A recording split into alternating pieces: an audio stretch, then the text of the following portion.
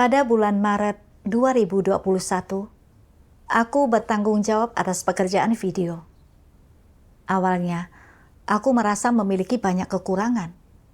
Jika ada sesuatu yang tidak kupahami, aku sering bertanya kepada para pemimpin atau saudara-saudari lainnya. Suatu kali, aku kebetulan melihat surat yang ditulis oleh para pemimpin kepada orang lain.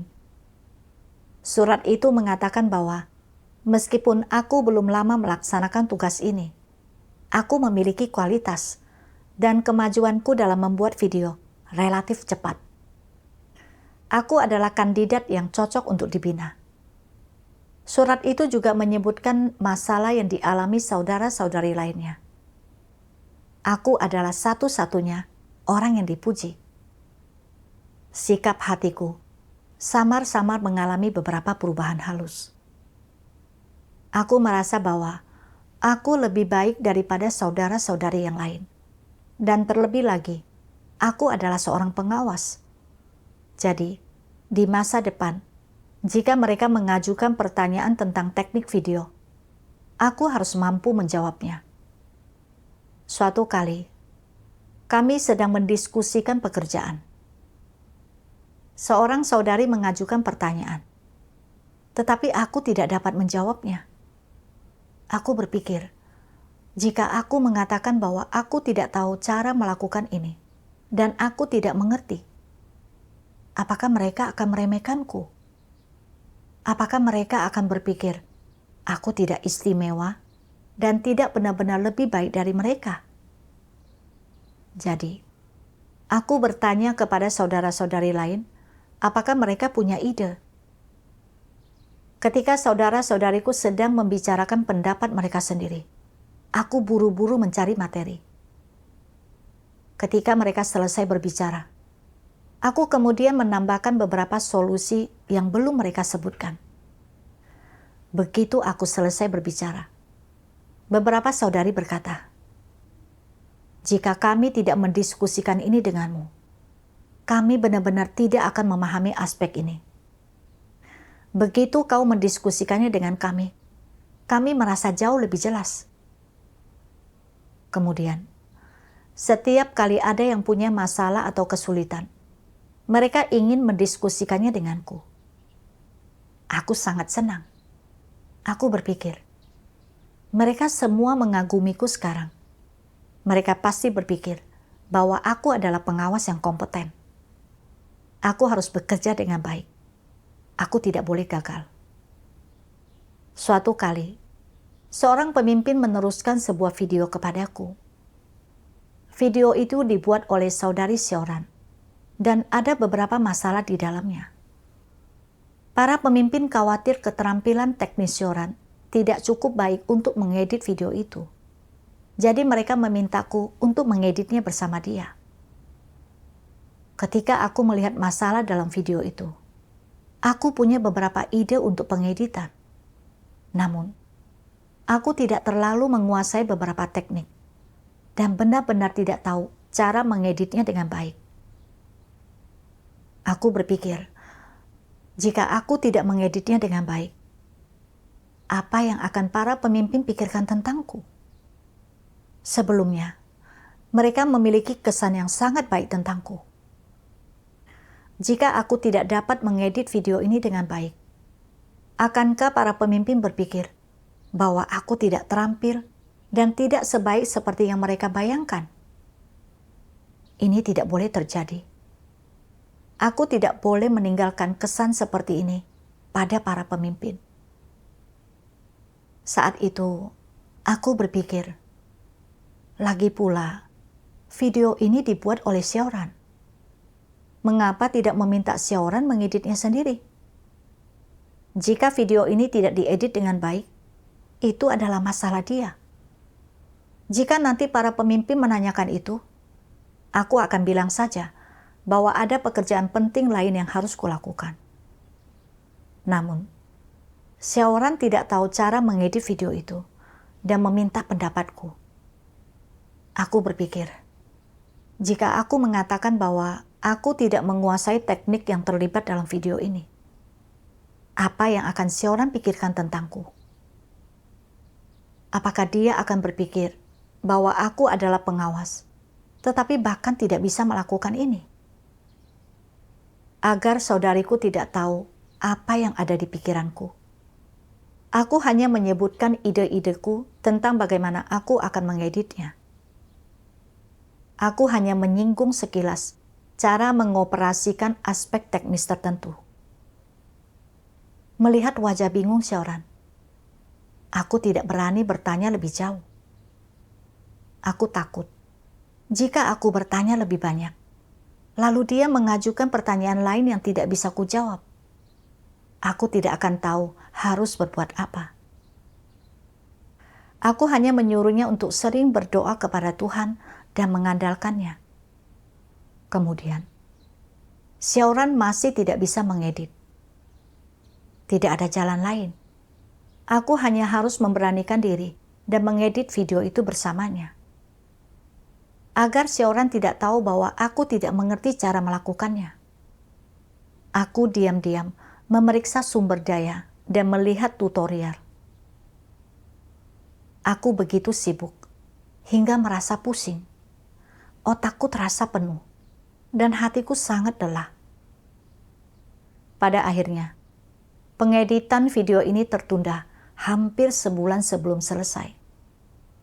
Kemudian, para pemimpin memberi kami beberapa materi studi tentang teknik video, sehingga kami bisa mendiskusikannya dan belajar bersama.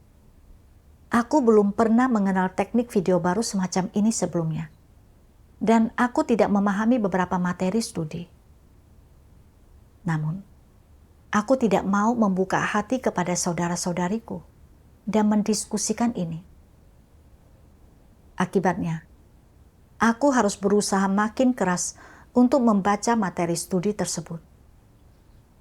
Suatu kali, kami sedang mendiskusikan salah satu materi studi. Li Xin bertanya kepadaku, apa teknik, prinsip, dan persyaratan untuk menghasilkan jenis efek visual tertentu. Saat itu, aku tidak terlalu yakin. Aku khawatir apa yang akan Li Xin pikirkan tentangku jika aku tidak bisa mengatakan apa-apa. Jadi, aku memberanikan diri dan memberikan jawaban yang sangat asal-asalan. Melihat ekspresi Li Xin yang tidak sepenuhnya paham, aku tahu bahwa jawabanku tidak dapat menyelesaikan masalahnya. Jadi, aku buru-buru mengajukan pertanyaan lain untuk mengalihkan perhatiannya. Li Xin kemudian membicarakan masalah lain denganku. Meskipun saat itu, aku merasa sedikit bersalah, dan aku tahu bahwa bertindak seperti itu tidaklah pantas. Aku tidak terlalu memikirkannya dan membiarkannya berlalu. Terkadang, ketika kesulitan muncul, aku ingin bertanya kepada para pemimpin. Tetapi kemudian aku berpikir, jika para pemimpin berpikir bahwa berdasarkan kualitasku, aku seharusnya mampu menyelesaikan masalah ini. Tetapi aku menulis surat pertanyaan. Apa yang akan mereka pikirkan tentangku? Akankah mereka berpikir bahwa kualitasku tidak memadai dan aku tidak membuat kemajuan apapun? Bahwa aku tidak berbeda dengan saudara-saudari lainnya? Ketika aku berpikir demikian, aku tidak mencari bantuan dari atasanku ketika aku mengalami kesulitan. Sebaliknya, aku memikirkan cara menyelesaikan masalah itu sendiri. Kemajuan pada beberapa video terhambat karena aku tidak dapat memikirkan solusinya.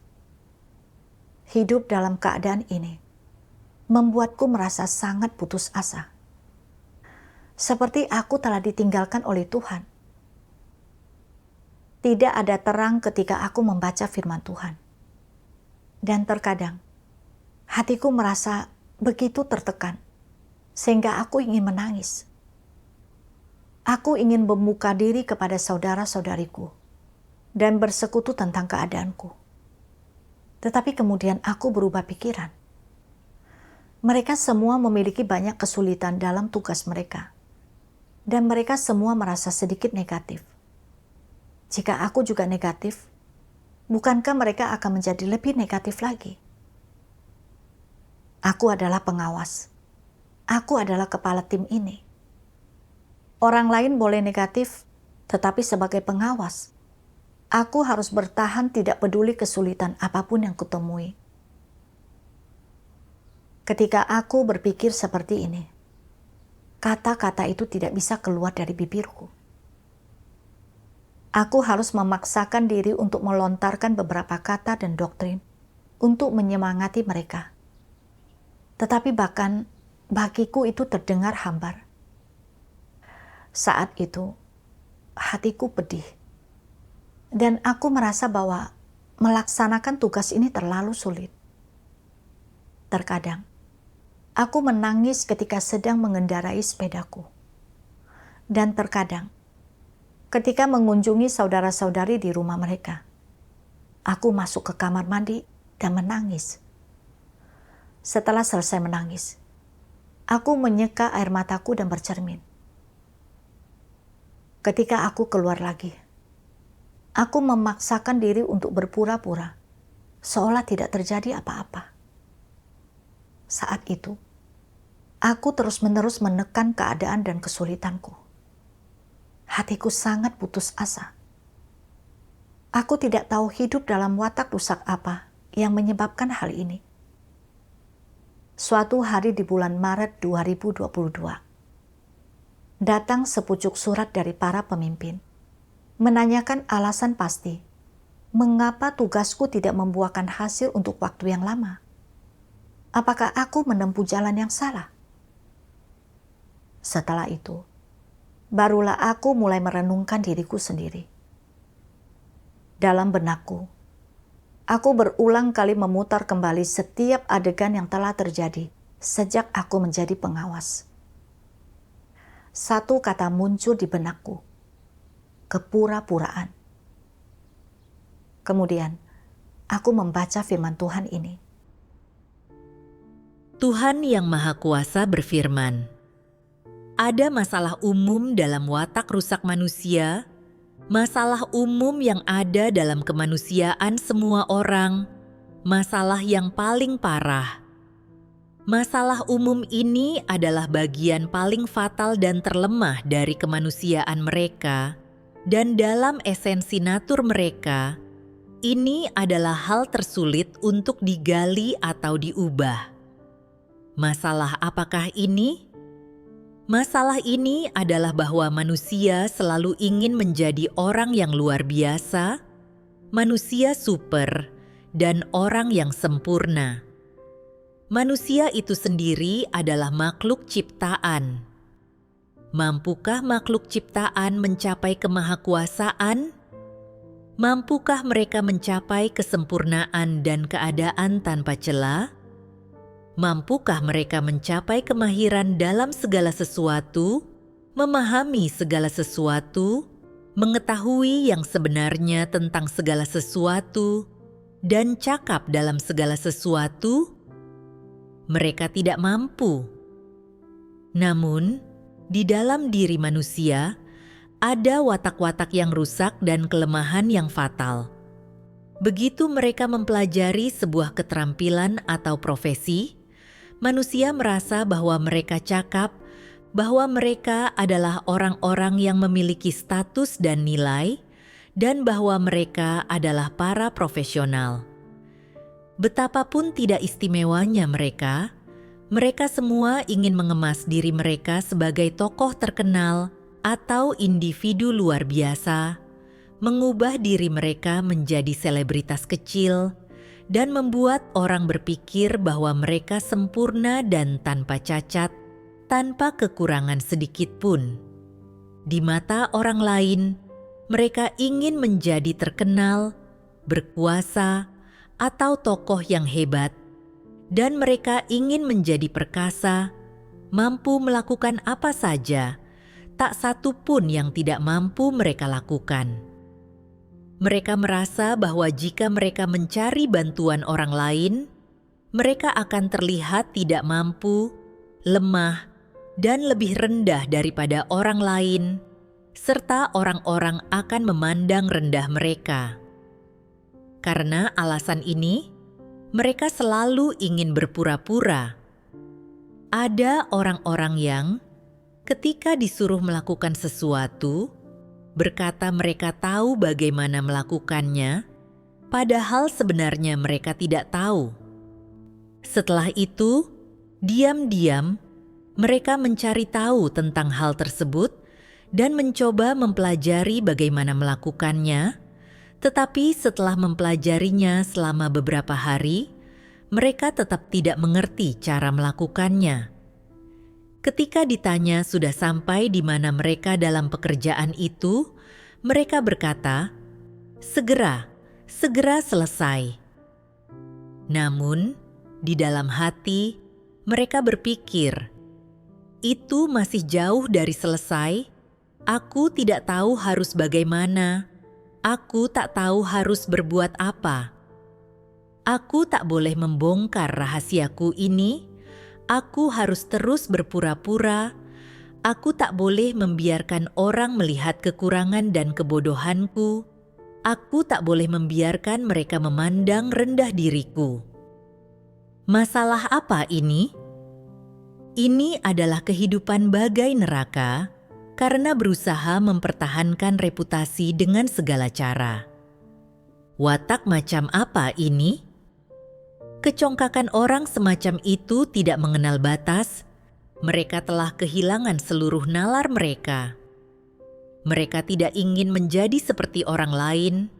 Mereka tidak ingin menjadi orang biasa, orang normal, tetapi ingin menjadi manusia super, orang yang luar biasa, atau orang yang hebat. Ini sebuah masalah besar. Mengenai kelemahan, kekurangan, ketidaktahuan, kebodohan, dan kurangnya pemahaman dalam kemanusiaan yang normal, mereka akan menyembunyikannya rapat-rapat dan tidak membiarkan orang lain melihatnya, dan kemudian terus menyamarkan diri. Tuhan berkata bahwa manusia adalah makhluk ciptaan dan tidak dapat mencapai kemahakuasaan. Juga tidak mungkin mereka dapat mahir dalam segala hal dan memahami segalanya. Namun, orang-orang tidak memahami dirinya sendiri dan berpikir bahwa mereka hebat hanya dengan mempelajari sedikit hal. Mereka mengenakan topeng dan berpura-pura sebagai sosok hebat yang bisa melakukan apa saja. Meskipun mereka memiliki kekurangan dan kelemahan, mereka mengerahkan upaya yang luar biasa untuk berpura-pura agar tidak ada yang melihat. Ini disebabkan oleh watak congkak manusia. Aku teringat bahwa begitu aku menerima sedikit pujian dari para pemimpin, aku berpikir bahwa aku lebih baik daripada saudara-saudariku yang lain. Terlebih lagi, aku adalah seorang pengawas, dan aku merasa bahwa aku harus mampu menyelesaikan semua masalah yang diajukan oleh saudara-saudariku. Jadi, aku mulai berpura-pura memahami segalanya. Apapun kesulitan atau kekurangan yang kumiliki, aku tidak ingin orang-orang mengetahuinya. Para pemimpin memintaku dan Xiaoran untuk mengedit video. Aku tidak ingin memperlihatkan kekurangan dan kelemahanku, sehingga aku menyerahkan masalah itu kepada Xiaoran. Ketika dia meminta pendapatku, aku berpura-pura paham dan membodohi dia dengan bersikap asal-asalan. Pada akhirnya, ketika aku tidak punya pilihan lain, barulah aku mengedit video itu bersamanya. Ini mengakibatkan video itu tertunda dan baru selesai diedit setelah sebulan. Li Xin mengajukan pertanyaan rumit kepadaku terkait keterampilan profesional yang jelas-jelas tidak kupahami. Namun, khawatir saudariku akan meremehkanku. Aku hanya menjawabnya dengan beberapa kata secara asal-asalan. Kemudian, Ketika saudariku bertanya lagi, aku takut ketahuan dan menggunakan tipu daya untuk mengalihkan perhatian saudariku. Aku tidak bertanya kepada atasanku ketika ada hal-hal yang tidak kupahami dalam tugasku. Aku terus-menerus merasa bahwa jika aku melakukan ini, aku akan terlihat tidak kompeten. Jadi aku berpura-pura agar para pemimpin tidak mengetahuinya. Aku memasang kedok agar terlihat seolah-olah aku memahami segalanya. Ini mengakibatkan beberapa masalah tidak terselesaikan untuk waktu yang lama dan secara langsung memengaruhi kemajuan produksi video. Sebenarnya, aku baru saja mulai melaksanakan tugas ini. Meskipun aku telah membuat beberapa kemajuan, ada beberapa teknik yang belum pernah kukenal sebelumnya. Jadi, sangat normal jika ada beberapa hal yang tidak kupahami. Siapapun yang memiliki sedikit nalar tahu bahwa mereka tidak sempurna dan tidak mungkin memahami segalanya. Jadi mereka membutuhkan bimbingan dan bantuan orang lain saat melaksanakan tugas mereka. Dan ketika mereka memiliki pertanyaan, mereka akan berinisiatif dan bertanya kepada orang lain. Dan ini sangat normal. Namun, ini telah menjadi kesulitan terbesarku. Aku tidak bisa menghadapi kekurangan dan kelemahanku sendiri. Dan tidak ingin menjadi orang biasa yang memiliki kekurangan. Aku terus-menerus ingin berpura-pura dan menjadi orang yang sempurna. Aku menyamarkan diriku di setiap kesempatan. Aku bahkan berpikir bahwa bertanya kepada orang lain ketika aku dalam kesulitan menandakan ketidakmampuan dan akan memberi orang lain kesempatan untuk meremehkanku. Aku terlalu congkak dan terlalu munafik. Ketika perenunganku telah sampai pada titik ini, aku membenci diriku sendiri di dalam hati. Aku merasa bahwa hal-hal yang telah kulakukan benar-benar menjijikkan. Kemudian, aku juga merenungkan diriku sendiri. Mengapa aku terus-menerus mengenakan topeng dan berpura-pura? Aku membaca sebuah bagian firman Tuhan yang membuat hatiku terasa lebih terang dan jernih. Tuhan Yang Maha Kuasa berfirman, apapun konteksnya, tugas apapun yang mereka laksanakan, Antikristus akan berusaha memberi kesan bahwa mereka tidak lemah, bahwa mereka selalu kuat, penuh iman, dan tidak pernah negatif, sehingga orang tidak pernah melihat tingkat pertumbuhan mereka yang sebenarnya atau sikap mereka yang sebenarnya terhadap Tuhan. Sebenarnya, di lubuk hati mereka, apakah mereka benar-benar yakin bahwa tidak ada yang tidak mampu mereka lakukan? Apakah mereka benar-benar yakin bahwa mereka tidak memiliki kelemahan, kenegatifan, atau tidak memperlihatkan kerusakan? Sama sekali tidak. Mereka pandai berpura-pura, mahir menyembunyikan berbagai hal. Mereka suka memperlihatkan sisi mereka yang kuat dan mengesankan kepada orang-orang. Mereka tidak mau orang-orang melihat sisi mereka yang lemah dan sebenarnya. Tujuan mereka jelas. Sederhananya, untuk mempertahankan gengsi dan harga diri mereka, melindungi tempat yang mereka miliki di hati orang-orang. Mereka berpikir bahwa jika mereka membuka diri di hadapan orang lain tentang kenegatifan dan kelemahan mereka sendiri, jika mereka menyingkapkan sisi mereka yang memberontak dan rusak, ini akan menjadi kerugian besar bagi status dan reputasi mereka. Lebih banyak kerugian daripada keuntungannya.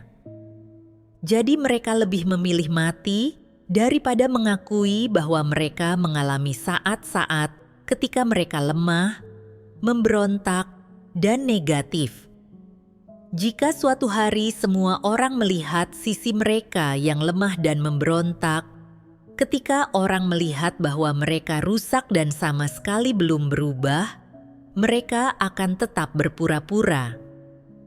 Mereka berpikir, jika mereka mengakui bahwa mereka memiliki watak yang rusak, bahwa mereka orang biasa, seseorang yang tidak penting, mereka akan kehilangan tempat mereka di hati orang-orang, akan kehilangan pemujaan dan kekaguman semua orang, dan dengan demikian mereka akan sepenuhnya gagal.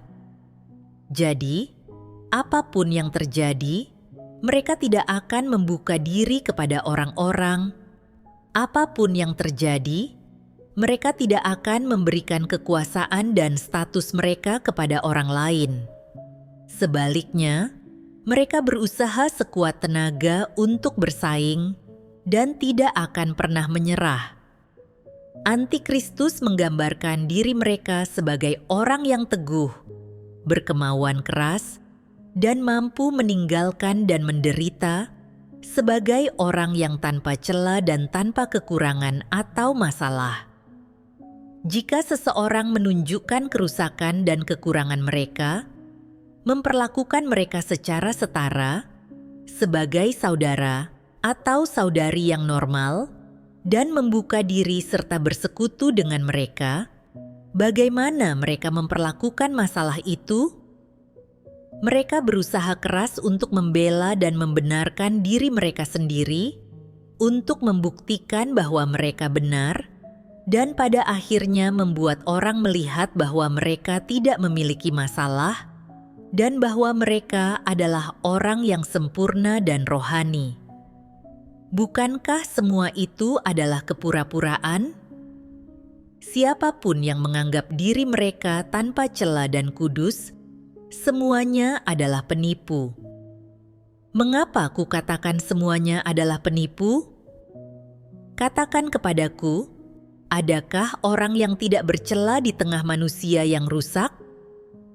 Adakah orang yang benar-benar kudus? Tentu saja tidak ada.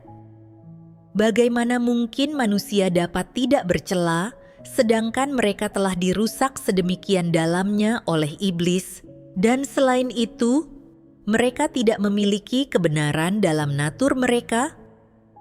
Hanya Tuhan yang kudus. Semua manusia yang rusak telah tercemar. Jika ada orang yang berkedok sebagai seseorang yang kudus, mengatakan bahwa mereka tidak bercela, orang macam apa mereka? Mereka pasti adalah setan, iblis, penghulu malaikat. Mereka pasti antikristus tulen. Hanya antikristus yang akan menyatakan dirinya orang yang tanpa cela dan kudus. Setelah membaca firman Tuhan, aku merasa hatiku sangat tertusuk. Antikristus menganggap reputasi dan status lebih penting daripada kehidupan itu sendiri. Mereka sangat pandai berpura-pura dan melakukan tipu daya. Mereka membangun citra diri yang sempurna, tanpa kelemahan atau kekurangan, dan tanpa memperlihatkan kerusakan. Mereka melakukan ini untuk mencapai tujuan mereka, membuat orang lain memuja dan mengagumi mereka. Aku sama persis dengan antikristus yang Tuhan singkapkan. Aku juga sangat suka menunjukkan sisi diri kami yang kuat dan mulia kepada orang lain, dan suka dihargai serta dikagumi oleh orang lain, dan memiliki status di hati orang lain. Entah saat para pemimpin memintaku mengedit video, atau saudara-saudariku mengajukan pertanyaan kepadaku, aku selalu menyamarkan diri dan berpura-pura memahaminya, bahkan ketika aku tidak paham. Aku bahkan menipu dan menyesatkan saudara-saudariku. Ketika saudara-saudariku mengajukan pertanyaan dan aku tidak memahaminya, mengapa aku tidak bisa berterus terang dan jujur? Bukankah karena aku takut mereka melihat kekuranganku, lalu percaya bahwa aku sama biasanya dengan mereka, dan tidak lagi mengagumi atau menghormatiku. Untuk melindungi citraku sebagai pengawas, aku tidak berani mengajukan pertanyaan tentang hal-hal yang tidak kupahami dalam tugasku. Aku takut para pemimpin akan berpikir bahwa aku bukanlah orang yang berkualitas baik seperti yang mereka bicarakan sebelumnya dan meremehkanku. Aku sudah merasa pedih karena menghadapi kesulitan tanpa jalan keluar dalam tugas dan jalan masuk kehidupanku.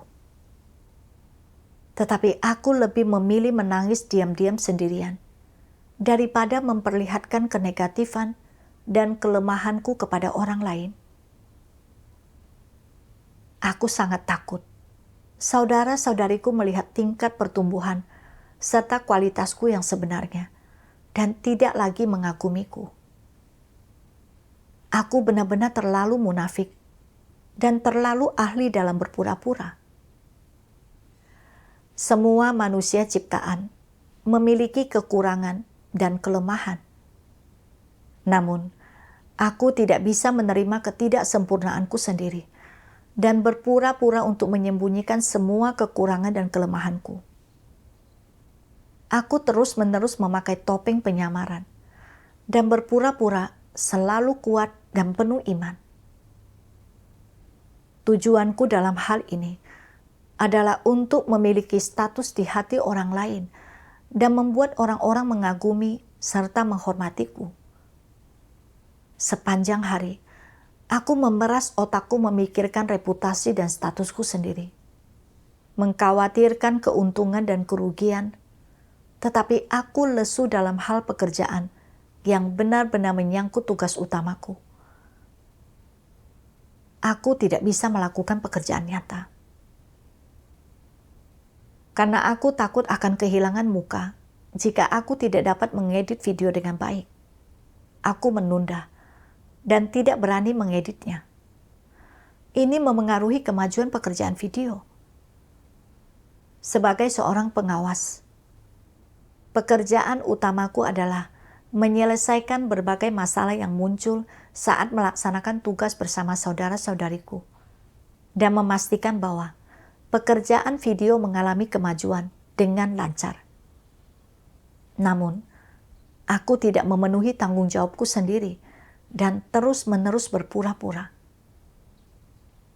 Aku benar-benar tidak memiliki kemanusiaan. Aku teringat akan firman Tuhan ini. Mampukah makhluk ciptaan mencapai kemahakuasaan? Mampukah mereka mencapai kesempurnaan dan keadaan tanpa celah? Manusia tidak berarti. Mereka tidak mungkin mencapai kemahakuasaan. Namun, sederhananya, perilakuku adalah upaya untuk menjadikan diriku orang yang maha kuasa dan sempurna. Sebagai orang yang rusak, aku berpikir sepanjang hari tentang bagaimana menjadi maha kuasa. Naturku begitu jahat. Kemudian, aku membaca firman Tuhan ini. Tuhan yang Maha Kuasa berfirman, "Jika di dalam hatimu, engkau tahu dengan jelas orang seperti apa dirimu, apa esensimu, apa kekuranganmu, dan kerusakan apa yang kau perlihatkan, engkau harus mempersekutukannya secara terbuka dengan orang lain, sehingga mereka dapat melihat bagaimana keadaanmu yang sebenarnya, apa pemikiran dan pendapatmu, sehingga mereka tahu apa pengetahuan yang kau miliki tentang hal-hal seperti itu. Apapun yang kau lakukan, jangan berpura-pura atau memasang tampang palsu. Jangan sembunyikan kerusakan dan kelemahanmu sendiri dari orang lain, sehingga tidak ada yang mengetahuinya. Perilaku palsu semacam ini merupakan penghalang di dalam hatimu. Ini juga merupakan watak yang rusak dan dapat menghambat orang untuk bertobat dan berubah. Engkau harus berdoa kepada Tuhan dan mengangkat hal-hal palsu untuk direnungkan dan dianalisa, seperti pujian yang orang lain berikan kepadamu, sanjungan yang mereka limpahkan kepadamu, dan mahkota yang mereka berikan kepadamu. Engkau harus melihat kerugian yang ditimbulkan hal-hal ini terhadapmu. Dalam melakukannya, engkau akan mampu menilai dirimu sendiri, engkau akan mencapai kesadaran diri, dan tidak akan lagi menganggap dirimu sebagai manusia super atau sosok yang hebat. Setelah memiliki kesadaran diri seperti itu, akan menjadi mudah bagimu untuk menerima kebenaran, menerima firman Tuhan, dan apa yang Tuhan kehendaki dari manusia di dalam hatimu, menerima keselamatan Sang Pencipta atasmu, dengan teguh menjadi orang biasa, orang yang jujur dan dapat diandalkan, dan menjalin hubungan yang normal antara dirimu, seorang makhluk ciptaan, dengan Tuhan, Sang Pencipta. Inilah tepatnya yang Tuhan kehendaki dari manusia, dan inilah sesuatu yang sepenuhnya dapat dicapai oleh mereka. Yang perlu kau lakukan hanyalah menerapkan cara yang kujelaskan. Jadilah manusia biasa, jangan menyamarkan dirimu, berdoalah kepada Tuhan, dan belajarlah untuk membuka dirimu secara sederhana, serta untuk berbicara kepada orang lain dari hati. Penerapan seperti ini dengan sendirinya akan membuahkan hasil. Secara bertahap, engkau akan belajar menjadi manusia yang normal. Engkau tidak lagi merasa lelah dengan hidup, tidak lagi menderita, dan tidak lagi merasa sakit. Semua orang adalah manusia biasa. Tak ada perbedaan di antara mereka, kecuali bahwa karunia pribadi mereka berbeda dan kualitas mereka bisa sedikit berbeda. Jika bukan karena penyelamatan dan perlindungan Tuhan, mereka semua akan melakukan kejahatan dan menerima hukuman. Jika engkau mampu mengakui bahwa engkau adalah manusia biasa, jika engkau mampu keluar dari imajinasi dan ilusi hampa manusia dan berusaha menjadi orang yang jujur dan melakukan perbuatan yang jujur, jika engkau mampu tunduk kepada Tuhan dengan sungguh-sungguh, engkau tidak akan memiliki masalah dan engkau akan sepenuhnya hidup dalam keserupaan dengan manusia. Sesederhana itu, lalu mengapa tidak ada jalannya? Engkau harus belajar berkata, "Aku tak bisa, itu di luar kemampuanku, aku tak bisa memahaminya, aku belum mengalaminya, aku tak tahu apa-apa. Mengapa aku begitu lemah? Mengapa aku begitu tak berguna? Kualitasku sangat buruk, aku sangat mati rasa dan bodoh, aku sangat bodoh, sehingga perlu waktu beberapa hari sebelum aku mampu memahami hal ini dan menanganinya, dan aku perlu membahas hal ini dengan seseorang." Engkau harus belajar menerapkan dengan cara seperti ini. Ini adalah ciri lahiriah dari pengakuanmu bahwa engkau adalah manusia yang normal dan dari keinginanmu untuk menjadi manusia yang normal. Setelah membaca firman Tuhan, aku mulai merenung. Sebenarnya, dahulu para pemimpin memujiku hanya karena aku cukup aktif dalam mempelajari keterampilan profesional selama waktu itu. Dan aku telah menghasilkan beberapa video serta menunjukkan beberapa peningkatan. Sama seperti anak sekolah dasar kelas 1 yang mendengarkan dengan baik selama beberapa hari di kelas dan kemudian dipuji beberapa kali oleh guru. Ini sama sekali tidak berarti bahwa mereka lebih baik daripada teman sekelas mereka. Juga tidak berarti bahwa mereka telah mempelajari semua pengetahuan dari semua buku. Dipuji oleh para pemimpin tidak berarti bahwa aku ahli dalam teknik video dan tidak akan memiliki masalah lagi. Sebenarnya, aku masih seorang pemula yang belum sepenuhnya memahami teknik-tekniknya. Aku masih memiliki banyak kekurangan dan kelemahan. Masih banyak yang harus dipelajari dan dikuasai. Aku harus memperlakukan diriku dengan benar dan memiliki pandangan yang jelas tentang tingkat pertumbuhan dan tingkat kemampuanku yang sebenarnya. Jika aku lupa diri karena sepatah kata pujian dari orang lain, pada akhirnya aku hanya akan menjadi orang congkak yang sama sekali tidak punya nalar. Sebelumnya, aku selalu merasa bahwa karena aku adalah seorang pengawas, tidak apa-apa jika orang lain bersikap negatif, tetapi aku tidak boleh. Masalah apapun yang muncul, aku harus bertahan dan tidak membiarkan orang lain melihat kelemahanku. Sebenarnya, ini berarti aku memperlakukan diriku sendiri sebagai manusia super. Ini tidak menunjukkan kemanusiaan normal. Meskipun aku adalah seorang pengawas, ini tidak berarti bahwa aku lebih baik daripada saudara-saudariku. Itu hanya perbedaan dalam tugas dan tanggung jawab. Entah dalam hal jalan masuk kehidupan atau keterampilan profesional, setiap orang memiliki kekurangan dan kelemahan.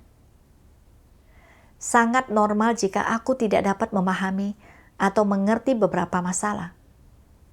Itu bukanlah sesuatu yang perlu diributkan. Aku harus bersikap jujur, mengakui kekuranganku, dan mencari materi untuk dipelajari bersama saudara-saudariku. Aku harus bertanya kepada atasan kami tentang apapun yang tidak kami pahami, sehingga kami dapat memahami masalahnya dan tidak membiarkannya menghalangi pekerjaan gereja. Dalam sebuah pertemuan, aku membuka hatiku kepada saudara-saudariku. Aku mengungkapkan dan menelaah keadaanku yang suka berpura-pura dan mengenakan topeng selama periode waktu ini. Aku berbicara tentang kekurangan dan kelemahanku, sehingga saudara-saudariku dapat melihat kualitas dan tingkat pertumbuhanku dengan jelas. Pada saat yang sama, aku mengubah sikapku terhadap tugasku. Ketika aku tidak punya ide saat membuat video, aku tak lagi berpura-pura. Sebaliknya, aku pergi mencari bersama saudara-saudariku. Saudara-saudariku mengatakan sesuatu. Aku mengatakan sesuatu. Dan beberapa kesulitan terselesaikan sebelum kami menyadarinya.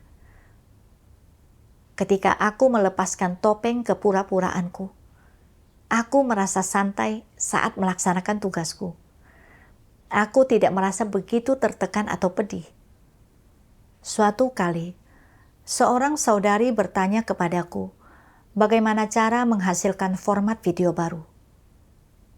Karena aku tidak begitu mengerti tentang prinsip dan persyaratan video itu, aku tidak punya ide tentang cara membuatnya.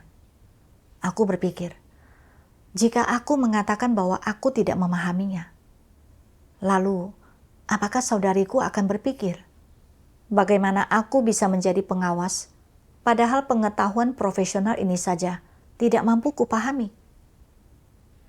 Akankah saudariku meremehkanku? Saat ini, aku teringat akan firman Tuhan ini. Engkau harus belajar berkata, aku tak bisa. Itu di luar kemampuanku. Aku tak bisa memahaminya. Aku belum mengalaminya. Engkau harus belajar menerapkan dengan cara seperti ini. Ini adalah ciri lahiriah dari pengakuanmu bahwa engkau adalah manusia yang normal dan dari keinginanmu untuk menjadi manusia yang normal. Ketika aku memikirkan pengalamanku yang menyakitkan sebelumnya karena hidup dalam keadaan berpura-pura, aku tidak ingin hidup seperti itu lagi. Aku perlu mengubah niat dan sikapku yang salah terkait pelaksanaan tugasku dan menjadi orang normal. Setelah itu, aku membuka diri kepada saudariku, berkata, Aku juga tidak memahami ini, dan aku tidak begitu mengerti tentang prinsip produksi dalam jenis video ini. Setelah itu, kami mencari prinsip-prinsip dan materi latihan yang relevan di bidang ini, sehingga kami dapat belajar bersama, dan aku merasa lebih mengerti tentang arah produksi. Aku merasa santai dan lega di dalam hatiku. Setelah beberapa waktu, datang sepucuk surat dari para pemimpin. Surat itu mengatakan bahwa beberapa video yang telah kami hasilkan menunjukkan kemajuan dan meminta kami untuk terus bekerja dengan baik. Ketika aku melihat surat dari pemimpin yang memberi dorongan, aku sangat terharu dan tanpa menyadarinya mulai meneteskan air mata. Di satu sisi, aku merasa malu karena keadaanku yang sebelumnya berpura-pura dan mengenakan topeng itu telah menunda pekerjaan video. Di sisi lain, aku menyadari betapa kudusnya Tuhan. Ketika aku hidup dalam watak rusakku, yang untuk waktu lama tidak kuubah, Tuhan tidak membimbingku. Ketika aku berbalik kepada Tuhan dan bersedia menerapkan sesuai dengan firman Tuhan, aku melihat wajah Tuhan yang tersenyum. Sekarang, aku memiliki pemahaman tentang watak rusakku sendiri, dan keadaanku yang suka berpura-pura dan mengenakan topeng telah agak berubah. Hasil-hasil ini semua dicapai dengan bimbingan firman Tuhan.